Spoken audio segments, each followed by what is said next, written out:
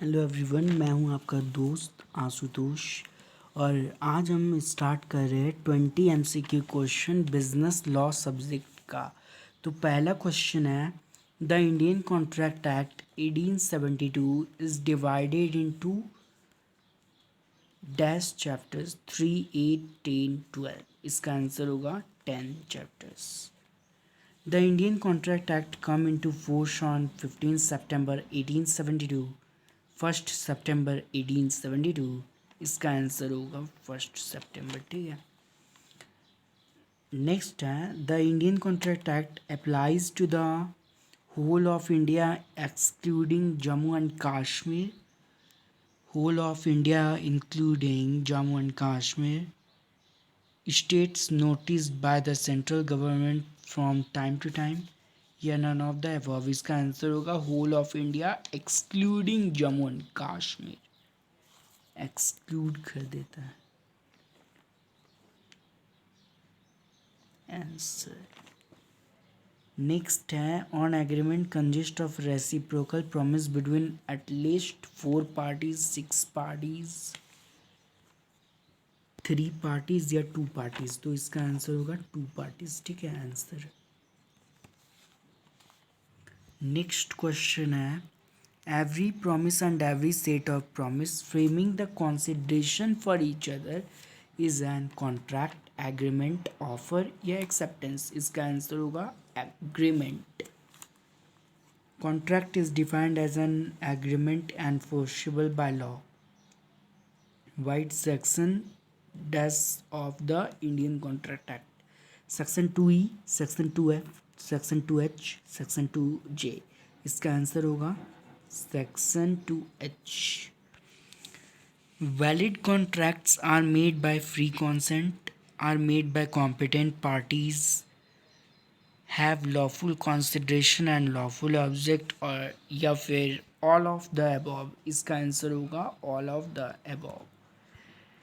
Next है, a contract creates rights and obligation of the parties to it. Obligation to the parties to it, mutual understanding between the parties, या mutual lawful rights and obligation to the parties to it।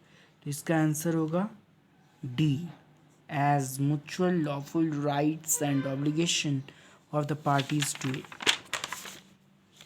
Next है, an agreement if a purely domestic nature, the intention of the parties to create legal relationship is to be proved to the satisfaction of the court, या presumed to exist, या required to the extent of consideration, या not relevant at all। इसका answer होगा to be proved to the satisfaction of the court।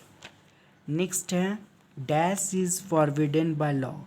illegal contract is forbidden by law। A, a makes a contract, A makes a contract with B। A B से contact करता है to lead his business competitor। This is an example of valid contract, illegal agreement, voidable contract, या इन अनएनफोर्सेबल contract. तो इसका answer होगा legal illegal agreement, क्योंकि वो ऐसा नहीं कर सकता है। Which of the following legal agreement is correct? An agreement enforceable by law is a contract, section 2। All agreement are contract, section 10। Proposal when accepted becomes a promise. इसका answer होगा option number B, as all agreement are contract, section 10।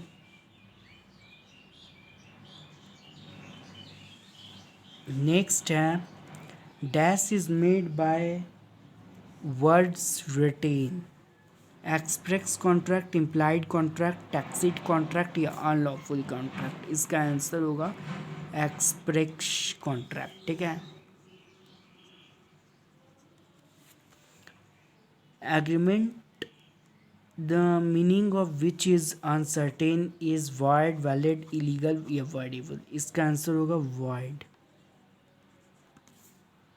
Which of the following is false with respect to minor entering into contract.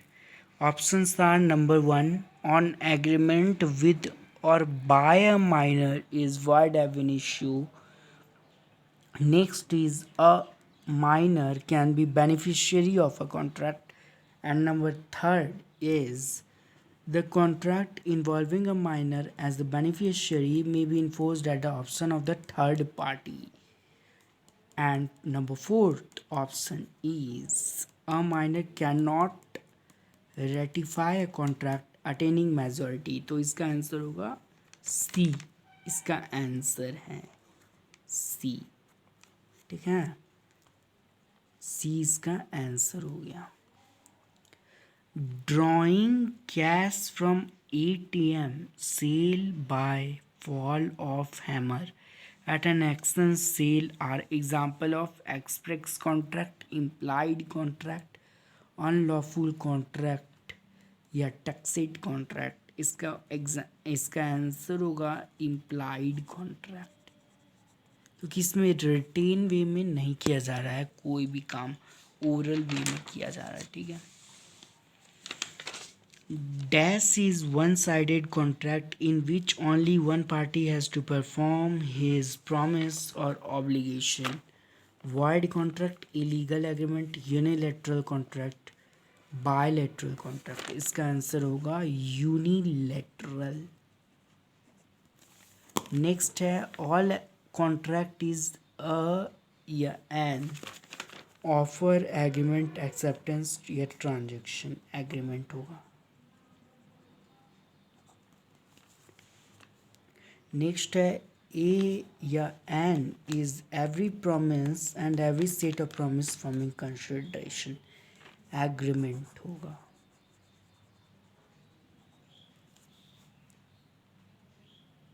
Every agreement and every promise enforceable by law is a contract। ठीक है, is a contract. इसका answer हो गया। Video कैसा लगा